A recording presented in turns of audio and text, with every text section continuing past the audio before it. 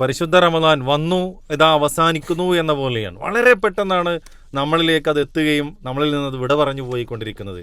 അപ്പോൾ ഈ നമ്മളിലേക്ക് എത്തി നമ്മളോടൊപ്പം നമ്മൾ ചെലവഴിച്ച ഈ ദിനരാത്രങ്ങൾ, റമദാനിൻ്റെ പുണ്യ ദിനരാത്രങ്ങൾ ഏത് രൂപത്തിലാണ് നമ്മൾ ചെലവഴിച്ചത് എന്ന് പരിശോധന നടത്തേണ്ടത് പ്രിയപ്പെട്ടവരെ നമ്മളാണ്. ലാലക്കും തത്തക്കൂൻ, വിശുദ്ധ ഖുർആനിൽ റമദാനുമായി ബന്ധപ്പെട്ട്, നോമ്പുമായി ബന്ധപ്പെട്ട് കുത്തിബ അലൈക്കും സിയാം എന്ന് പറഞ്ഞു തുടങ്ങുന്ന ആയത്തിലൂടെ അത് അള്ളാഹു അവസാനിപ്പിക്കുന്നു. നോമ്പ് നിങ്ങൾക്ക് നിർബന്ധമാക്കിയത് ലാലക്കും തത്തക്കൂൻ എന്ന അവസാനിപ്പിച്ചുകൊണ്ടാണ്. അഥവാ തഖ്വയുള്ളവരായി മാറാൻ വേണ്ടിയാണ് പരിശുദ്ധ റമദാൻ നമ്മളിലേക്ക് എത്തിയത്. ഇനി നമ്മളോട് വിട പറഞ്ഞു പോകുമ്പോൾ ആ തഖ്വ കരസ്ഥമാക്കാൻ നമുക്ക് സാധിച്ചിട്ടുണ്ടോ എന്നൊരു പരിശോധന നമ്മൾ നടത്തേണ്ടത്.